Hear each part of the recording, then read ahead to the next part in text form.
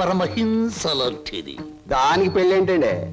చూస్తాను ₹10 దొరికితే పెళ్లి చేస్తాను, లేదని నేనే కట్టేసుకుంటానండి. ఒరే 8 వెంకట్రావు, ఇంకొక్కసారి ఆ కోత కూసావంటే నిన్ను ఎండుటాకులు చేసి అగ్గిపుల్ల గీసి ముట్టించేస్తే మాడి మసిపోతావు. సమాచారం ఆవేశపడండి. మొన్నసారి ఇలా ఆవేశపడి పిల్లరిస్తే కుక్కను చంపేశారు. నీ మరదలకి వెంటనే పెళ్లి చేయబోతు. నేనెలా చేయగలండి? ఇలా ఈ డబ్బు రేపు నీ మరదలి పెళ్లి ఖర్చులకు గాను నీ మరదలికి నేను నిర్ణయించబోయే ఉత్తమ పురుషులతో పెళ్లికి ఒప్పుకొనుటకు గాను. అందువల్ల మీ ప్రయోజనం ఏంటండి? తాజ్ మహల్ మీద తాటికాయ పడినా పర్వాలేదు గాని ఈడుచ్చిన ఆడపిల్ల మీద ఈగ బారినా ఒప్పుకోను. 10 మంది ఆడదాన్ని 10 రకాలుగా అనుకుంటే 20 రకాలుగా నాకు అవమానంగా ఉంటుంది, 30 రకాలుగా బాధగా ఉంటుంది, 100 రకాలుగా నా మనసు చెడిపోతుంది. అందుకే చెయ్యాలి పెళ్లి. సిద్ధం చెయ్యి వెంటనే వెళ్ళి. అలాగేనండి. అంటే దీని ఆంతర్యం ఏమి సమాచారా? నిశాచరా, ఎలాగూ ఆ పిల్ల మన వంటి మూతి ముక్కు కిరికిరా తిప్పుతుంది. అందుకే ఒక విధవని రెడీ చెయ్యి. ఆ విధవని దానికి కట్ట పెట్టేద్దాం. ఆ తరువాత వాడిని పక్కకు నెట్టేద్దాం. ఆ తరువాత దాన్ని మన పక్కలో చుట్టేద్దాం. అంటే చేపను పట్టేది వాడు, పులుసు వండుకు తినేది మనం.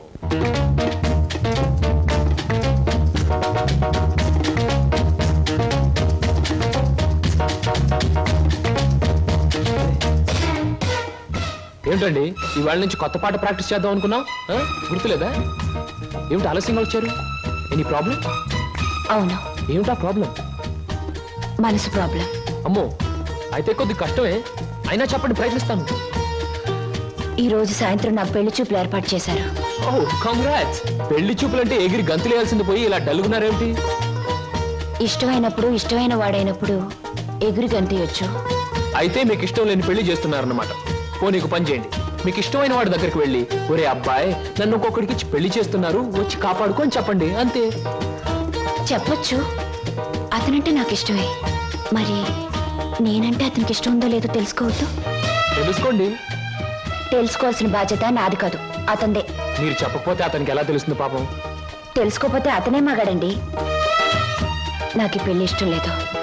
అతను తప్ప నన్ను ఆదుకునే వాళ్ళు మరెవ్వరూ లేరు. ఏం జరుగుతుందో అదే జరుగుతుంది. ఒకటి మాత్రం గుర్తుంచుకోండి, ఆడది తనకి ఇష్టమైన మగాడి దగ్గరే మనసు విప్పి చెప్తుంది.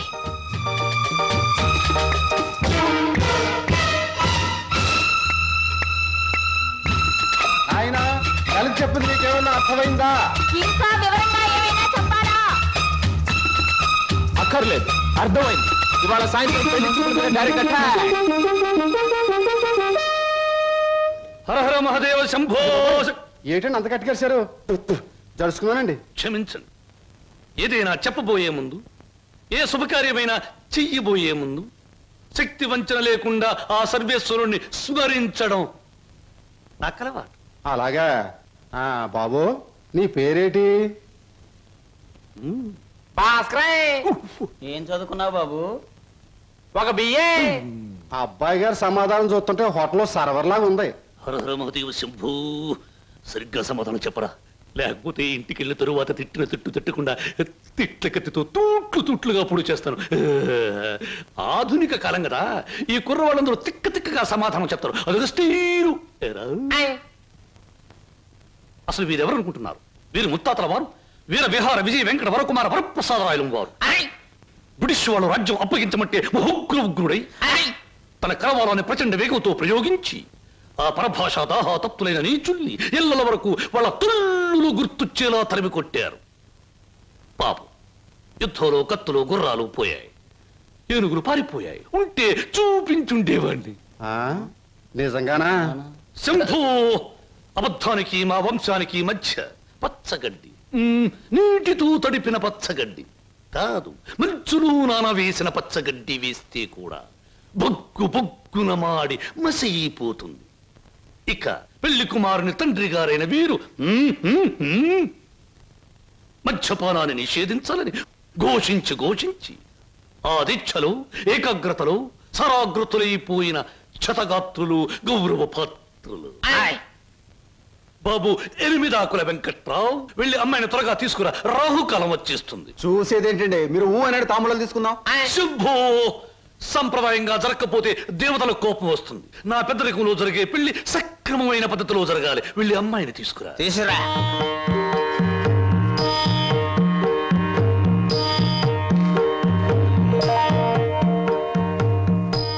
నమస్తే, నా పేరు బొక్కాలంబోదరం రఫ్ బోలా. చూడండి, మీ అమ్మాయి మాకు బాగా నచ్చింది. మా పెళ్లి కుమారుడు కూడా మీకు బాగా నచ్చుంటాడు. వెంటనే నిశ్చితార్థం, ఆ తరువాత శాశ్వత కళ్యాణం. శంభో శంకర హర హర Mahadeva.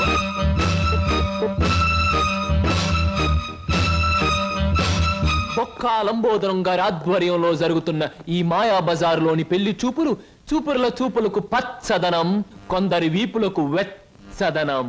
So everything okay? Shambho Shankara, పెళ్లిళ్ళకు ప్రోగ్రాములు పెట్టిస్తారు కానీ పెళ్లి చూపులకు కూడా ప్రోగ్రాములు పెట్టిస్తారు అనుకోలేదు. ఇంతకీ మిమ్మల్ని ఎవరు పిలిచారు? అవసరం అనుకుంటే పిలిచినా పిలవకపోయినా మేమే వచ్చి ప్రోగ్రాం పెట్టి వాయించేస్తాం డొక్కాలంబోదరం గారు. డొక్క కాదు, బొక్కాలంబోదరం. ఏమిటది? పెళ్లి చూపులు జరుగుతుంది, ఏమిటి అల్లరి? మరి అది బయటకెళ్ళండి. ఓకే ఓకే ఓకే, మేం పెళ్లి కొడుకు తరఫున వచ్చిన వాళ్ళం. ఎరా పరావు, బాగున్నావా?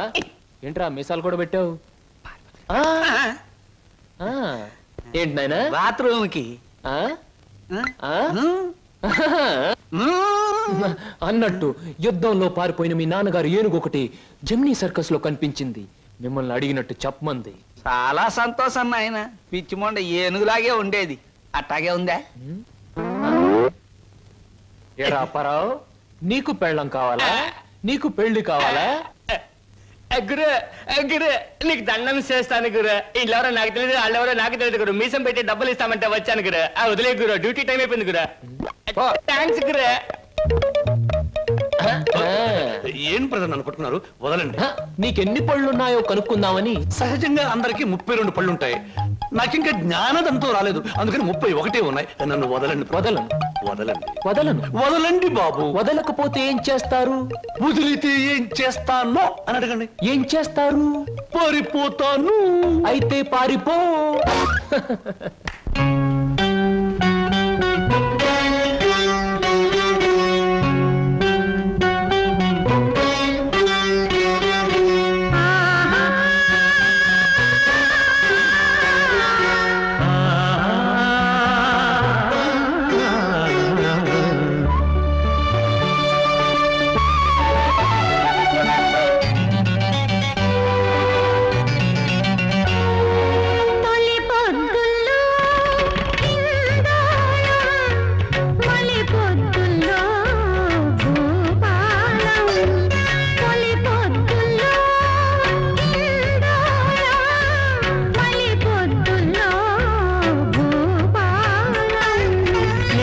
మారిన నీ కోసం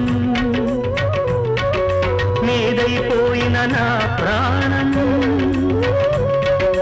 నీకే అంకితం, నీదే జీవితం, నీకే అంకితం, నీదే జీవితం.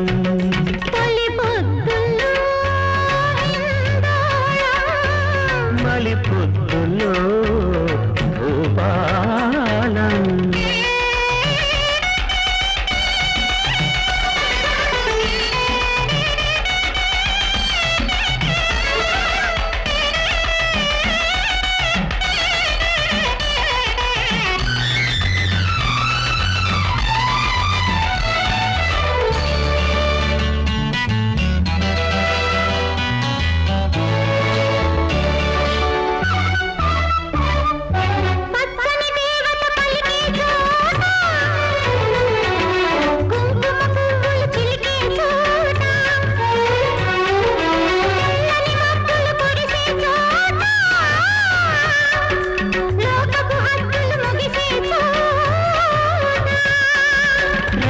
చెవిని పడకుండా మాట ఇచ్చుకుంటా, మూడో కంట పడకుండా ముద్దు ఇచ్చుకుంటా, రెండవ చెవిని పడకుండా మాట ఇచ్చుకుంటా, మూడో కంట పడకుండా ముద్దు ఇచ్చుకుంటా. నేనుగా మారిన నీ కోసం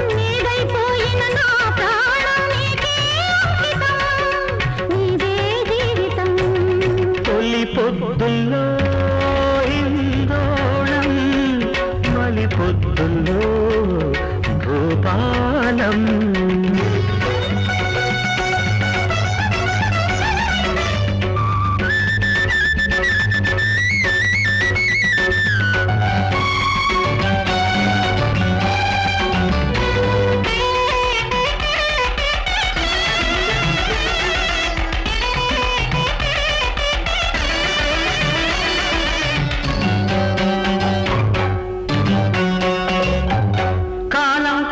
నిలిచే చోట కడలే అలలను మరిచే చోట రాత్రి ఎండలు కాసే చోట ప్రేమలు కన్నులు తెరిచే చోట కోయిల వినకుండా పాటలల్లుకుంటా వెన్నెల పువ్వుల పొదరింతా నిన్ను అల్లుకుంటా ఆమని కోయిల వినకుండా పాటలల్లుకుంటా వెన్నెల పువ్వుల పొదరింతా నిన్ను అల్లుకుంటా నేనుగా మారిన నీ కోసం నీదైపోయిన నా ప్రాణం నీకే అంకితం నీదే జీవితం తొలి పొద్దుల్లో మలి పొద్దుల్లో భూపాలం తొలి పొద్దుల్లో ఇందోళం మలి పొద్దుల్లో భూపాలం నా కమిషన్ 400. నువ్వింతవరకు తీసుకొచ్చిన 96 కేసుల్లో ఈ షరతులన్నీ సరిపోతున్నాయ్యా. ఆ ముఖ్యమైన షరతు విషయంలోనే తేడాలు వస్తున్నాయి. ఇంతకీ ఆ అమ్మాయికి మా సినిమా రాకేశం తట్టుకునే శక్తి సామర్థ్యాలు ఉన్నాయా లేవా? మీకు విషయం తెలుసా? తెలీదే. అస్సలు ఈ అమ్మాయిని తట్టుకునే శక్తి సామర్థ్యాలు మీ ఆవిడ గారికి ఉన్నాయా లేవో ముందు తెలుసుకోండి. నా కమిషన్ 400 నాకు ఇవ్వడానికి ఏ అభ్యంతరం లేదు. ఇంతకీ అమ్మాయి ఎక్కడ ఉంది? రైల్వే స్టేషన్ లో ఉంది. అడ్రస్ ఇచ్చాను, ఈ పాటికి వచ్చేస్తాను. ఆహా.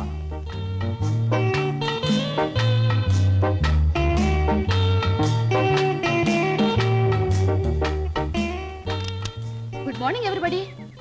నెంబర్ 10 సూర్యాపురం ఇదేనా? అవును. రెండు అమ్మగారు మీ గురించి ఎదురు చూస్తున్నాం. మీది దీని వెనకాల పోర్షన్ నచ్చింది అనుకోండి, నా కమిషన్ 400. ఏ brainless black man, railway station దగ్గర నుంచి చెప్తున్నావు 400 అని. ముందు ఈ పోర్షన్ నచ్చాలి, అందులో బెడ్రూమ్ నచ్చాలి, బాత్రూమ్ నచ్చాలి, కిచెన్ నచ్చాలి. చూడు, దీనిలో ఏది నచ్చకపోయినా పోలీస్ స్టేషన్ కి అప్పు చెప్తాను. అప్పుడు వాళ్ళు ఇస్తారు 4. ఏంటి పోలీస్ స్టేషన్ లో అప్పు చెప్తావా? అవును. నన్నే? అసలు ఆ పోలీస్ స్టేషన్ ఇప్పించింది కూడా నేనేనమ్మా. ఏదన్నా అడగాలనుకుంటే అదిగో ఓనర్ గారిని అడగండి. నా కమిషన్ మాత్రం 400. హలో, మీరే నా హౌస్ అలా కనిపిస్తాం లేదా? ఈ ఇల్లు కట్టి ఎన్నేళ్ళు అయి ఉంటుంది? దేశానికి స్వాతంత్రం వచ్చిన 3వ సంవత్సరంలో కట్టానమ్మా. అరే, ఇంటి పక్కన రైల్వే ట్రాక్ కూడా ఉంది. ఆ రైళ్లు వెళ్ళాలిగా, అందుకని. ట్రాక్ పక్కన మీరు ఇల్లు కట్టారా? మీ ఇంటి పక్కన ట్రాక్ వేశారా? అసలు ట్రాక్ మీకు ఏమిటి సంబంధం? చూడమ్మా, నేను స్టేషన్ మాస్టర్ గా పనిచేసి 30 సంవత్సరాల తర్వాత రిటైర్ అయ్యాను. రైలు శబ్దం వినిపించకపోతే నాకు నిద్ర పట్టదు. అందుకనే ట్రాక్ పక్కన ఉంటున్నాను. ఏయ్, మామిడికాయలు బాగున్నాయే. ఇక్కడ అద్దెకున్న వాళ్ళు కోసుకోవచ్చా? కోసుకునే వాళ్ళు వేరే అద్దె కట్టాలా? లేకపోతే ఇవన్నీ మళ్ళీ అద్దెలో? స్లో స్లో స్లో చూడమ్మా, నువ్వు ముందు లోపలికి వెళ్ళి పోర్షన్ నీకు నచ్చిందో లేదో చూసుకో. తర్వాత మామిడికాయల గురించి, ట్రాక్ గురించి, రైలు గురించి, నా గురించి మాట్లాడుకుందాం. Okay. Oh, it's a beautiful location. I think this is the bathroom. బాగుందండి. అలాగే. House is beautiful. నాకు చాలా నచ్చింది. అమ్మా, ఇది నేనుంటున్న ఇల్లు, ఇది నువ్వు ఉండాల్సింది. ఓ, ఇట్స్ ఆల్ రైట్. ఎవరి అమ్మాయి? అచ్చం ముద్ద మందారలా ఉంది. నా పేరు వరలక్ష్మి అండి. వరలక్ష్మో సీతామలక్ష్మో నాకు అనవసరం. నేను మాత్రం నిన్ను ముద్ద మందారం అనే పిలుస్తాను, అంతే.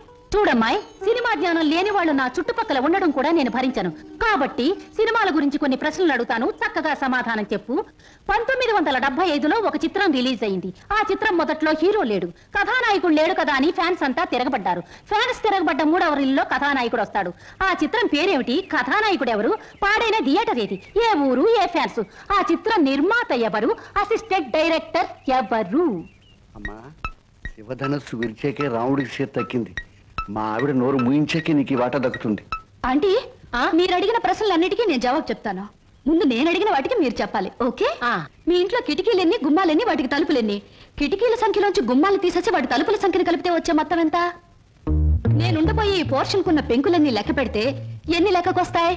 1250 రూపీస్ 20 పైసా అడ్వాన్స్ ఇచ్చి ఇంత అద్దె కింద కట్ చేసుకోమంటే ఎన్నాళ్ళు నీ ఇంట్లో ఉండొచ్చు? మీ వయసు ఎంత?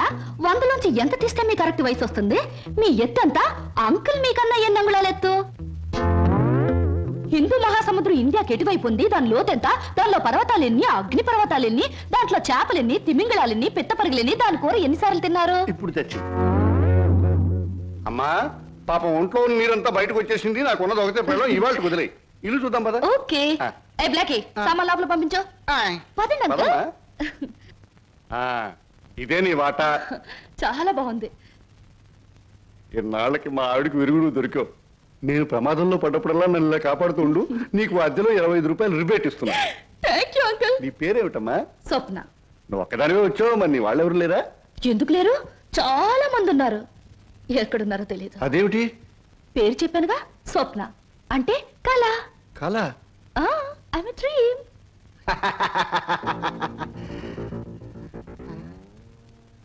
ఇలా చూస్తుందంటే ఈ చిన్నబాబులు నా మీద దూకుద్దేమో. 1965లో అక్టోబర్ నెల 2వ తేదీ శోభన్ బాబు నటించిన చిత్రం శుక్రవారం రిలీజ్ అయింది. ఆ చిత్రం పేరేమిటి?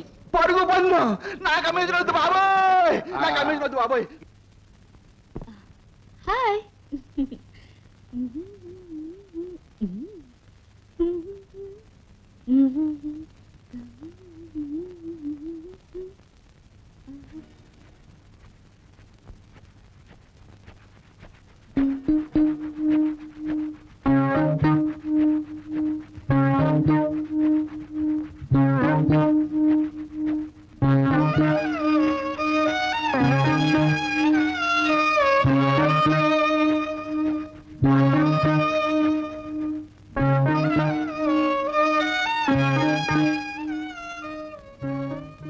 నాకు నమ్మకం ఉంది బావా. ఏదో ఒక రోజు నిన్ను నాకు దూరం చేసిన ఈ రైలే పెళ్లి పల్లకి అయి నిన్ను నా దగ్గరికి తీసుకొస్తుంది. I know it, I believe it.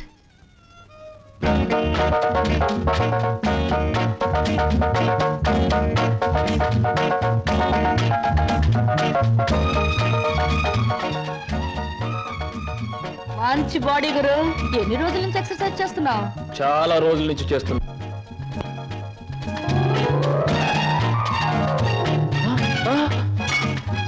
నీ పేరు? చెప్పు, ఏమిటి?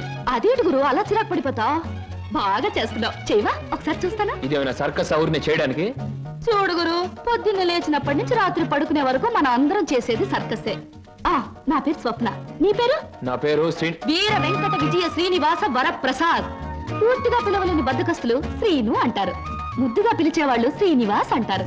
నేను మాత్రం నిన్ను చింటూ అంటాను. చింటువా? చింటా, చిట్టా, జుడ్డా? చింటూ. అవును గురు, నీ గురించి.